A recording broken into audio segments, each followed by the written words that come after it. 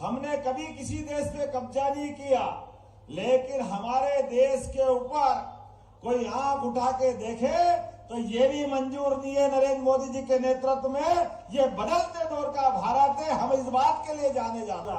मध्य प्रदेश की सरकार ने जैसे ही गठन किया, हमने कहा खेती तो हो रही है बहुत अच्छे स्तर पर, लेकिन घर घर गोपाल होना चाहिए कि नहीं होना चाहिए। गाय पालने वाले, हमारे घर में दूध दही की नदियां बहती थी अपने देश के अंदर, वो पुनर्स्थापित करना है।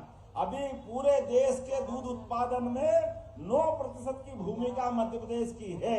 हमने निर्णय किया ये हम 20% ले जाएंगे, डबल करेंगे इसको, और उससे आगे जाकर के जो 10 से ज्यादा अपने पशुपालन दूध वाले लाएंगे, गौशाला जैसी घर घर गौशाला बने, उनको अनुदान देने का काम हमारी सरकार करेगी।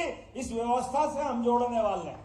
और जो गाय को पाल करके दूध निकाल करके अपना, अगर उसके पास पर्याप्त जगह नहीं है तो बछिया को उछेरे, और बछिया सरकार खरीद देगी, ताकि वो अपना ये पशुपालन का प्रेम खत्म नहीं करे, लेकिन उसकी आमदनी बढ़ाना है। इसलिए सहकारी क्षेत्र में भी अभी हमने इंदौर, उज्जैन, भोपाल, ये सागर, ये जो दुग्ध संघ है जो प्रॉफिट में लेकिन बहुत बड़ा प्रदेश है, इसलिए नेशनल डेयरी डेवलपमेंट बोर्ड के माध्यम से एमओयू किया है। और हमने कहा दूध उत्पादन भी बढ़ाएंगे और दूध के उत्पाद भी बढ़ाएंगे, लगातार आमदनी बढ़ाने के लिए।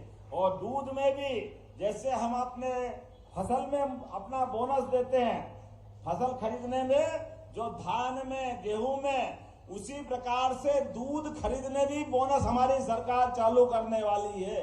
ये हमने शुरू किया। ताली वाली तो बजाए, इतना आनंद का समाचार है। कहां कहां दूध मिलता है अंदाज लगा लो।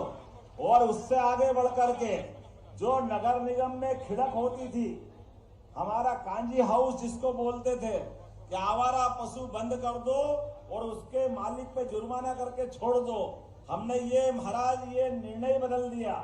नगर निगम 5,000 से 10,000 की गौशाला चलाएगी, सारा खर्चा सरकार के द्वारा दिया जाएगा।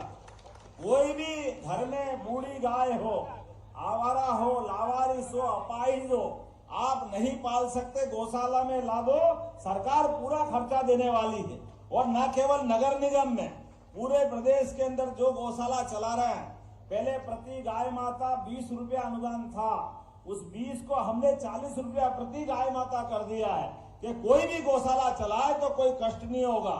लेकिन केवल गौशाला नहीं, घर घर गाय पाले, ये प्रोत्साहन देने का काम हमारी सरकार ने शुरू किया है। मुझे उम्मीद है ऐसे एक नहीं कई काम हमारी सरकार कर रही है।